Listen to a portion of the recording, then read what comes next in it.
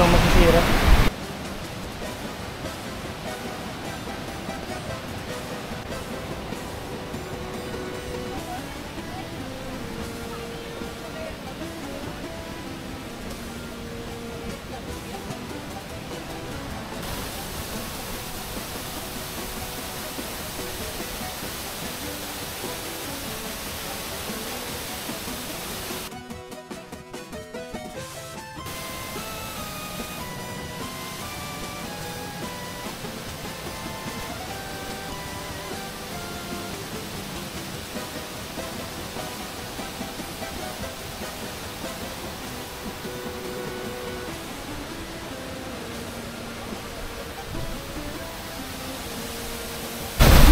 Lamig!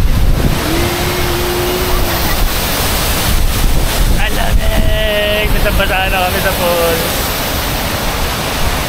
Retreat! Retreat! Ito na yung falls, oh. Sarap! Parang naligo sa ulan.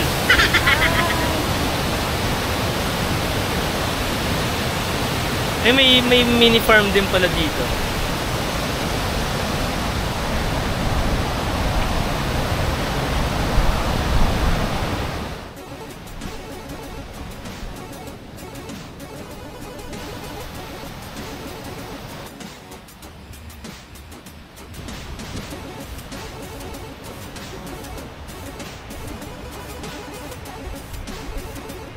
Ole!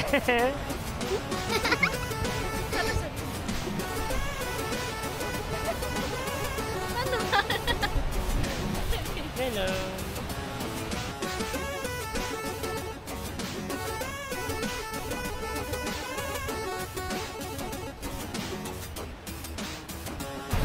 Patapos na kami sa Katkat Village. Wala pa kami nabibiling mga damit-damit. Kasi walang matanda nagtitinda. Puro bata. Hanap kayo matanda para ito kami bibili.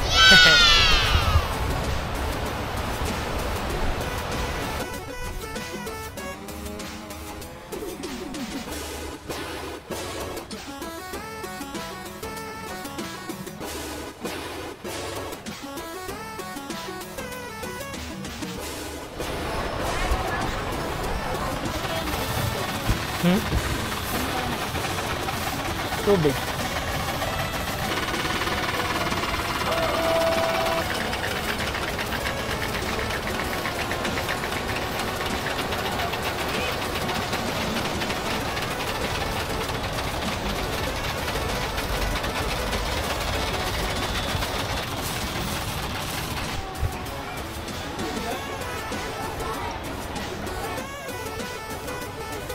May nakita na kami na nagtitinda rito na matatanda.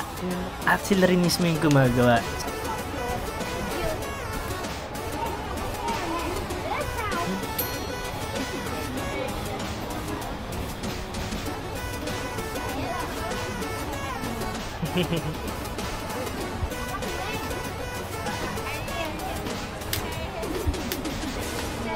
Yung mga tinitinda nila rito, yung mga bags and yung iba pa, halos lahat 250,000 each. Yung mga mas maliliit, around 100,000.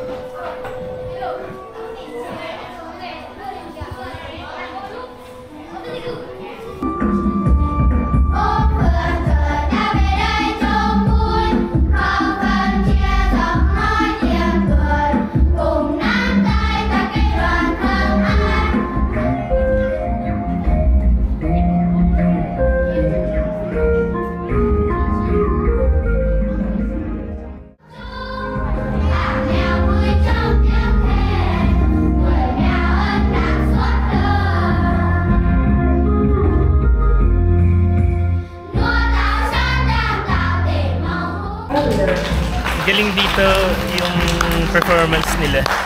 Kanina may mga bata, ngayon naman ano, adult na. Tapos, tignan nyo. Bamboo sticks, tinikling.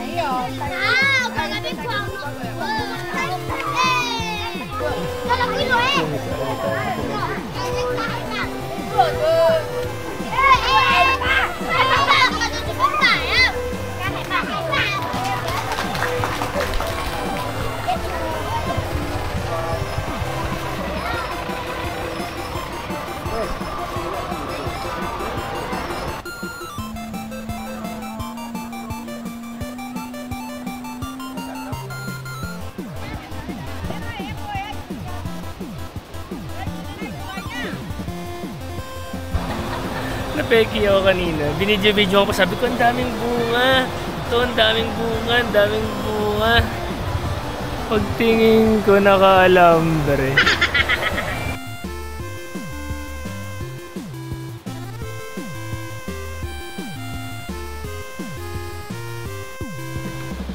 Grabe.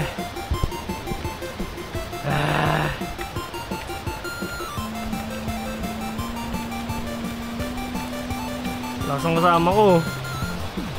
Stoy. Lakas mo ah. Pagkita kami.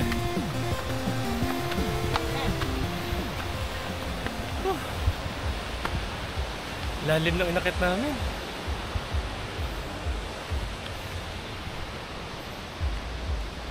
WC. CR lang to.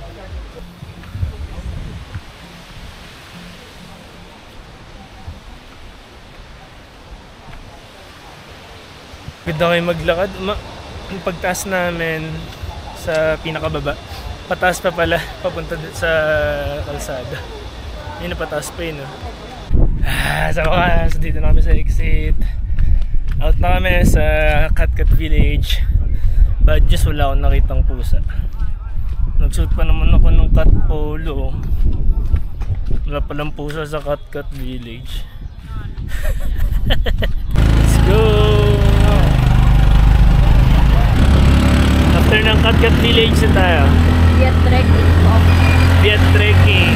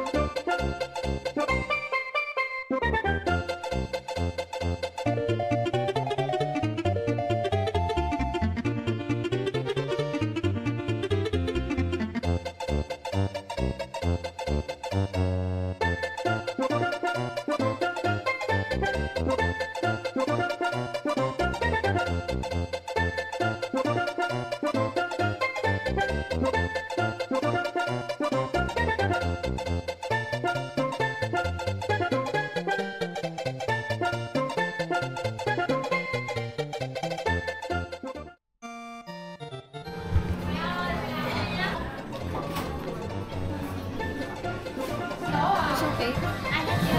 Go.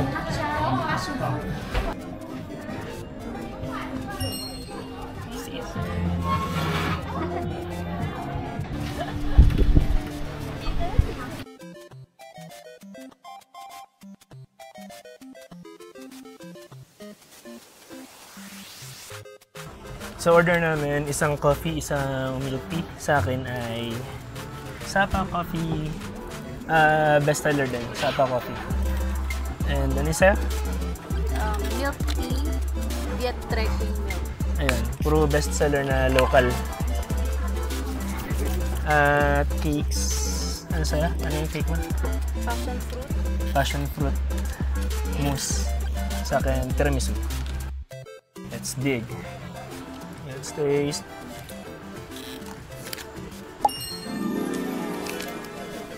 Yummy! Sarap. Sapa Coffee. Ay, yung full name niya, Sapa Coffee. Sapa Yen Coffee. 55,000. Yung Viet Trekking Milk Tea and Bubble, 70,000. Passion Fruit Mousse, 45,000. Tapos, 45,000 din yung tiramisu. Tikman ko na yung tiramisu, masarap. Patikim ng Passion fruit. passion fruit. Sarap din. Yung mga titin sa Mm. huli pa rin kasi. Itong milk tea nila, Viet trekking milk tea, may coffee daw. Sarap ng passion fruit. May aroma tapos lasang passion fruit. Pero masarap. Passion fruit na parang cheesecake. Ay, sa'yo pala to. Cheesecake in dating. Pero ano, may ano, tawag dito. Basta. Mas masarap yung passion fruit compare sa tiramisu. Tignan naman natin yung Sapa Yen Coffee. Tinanong kasi kung iced or hot. Best seller nila yung iced, so iced tayo. Ganda. Let's go. Sarap ng cake. Sarap. Parang ano, Ito din. Hindi lasang milk tea. May coffee-based pait na. kasi. May May pait-pait. ito para siyang Spanish latte na hindi sweet. Sarap. Kaya siguro nagbabayad na siya ng 100 kasi bike naman, ay ano naman, taxi naman mamaya. Doon naman nagbabayad ulit. So kanina yung sa motorbike service namin, 100 yung pinabayad niya. Yung 100 sa atin, around 230 lang. Sobrang mura. Kasi kung saan yung mismong location namin, doon siya napunta. At hindi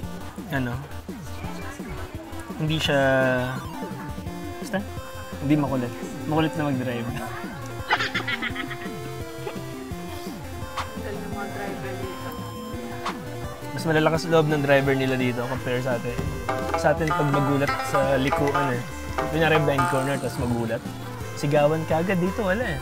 Wala kang busi-busina eh. Minsan lang sila bumusina ng paggalit eh. Kaawang mo yung busina. Binubusina nila usually yung mga pedestrian. Kasi sila yung nakaharang. Mamilky milk creamy. Tikman natin yung milk tea. Sarap na. Para siyang Spanish latte pero hindi sweet. Hindi sobrang sweet. Yung milk tea hindi siya lasang bubble milk tea. Pero lasang tea. Pero hindi lasang bubble milk tea. Hindi siya tulad ng mga hindi siya tulad ng mga lasa ng winter melon sa atin, tsaka mga bubble tea. Na. Sa atin may mga distinct winter melon scent na eh. Amoy pa lang alam mo na winter melon. May konti siyang tea na lasa. Pero kasi may coffee.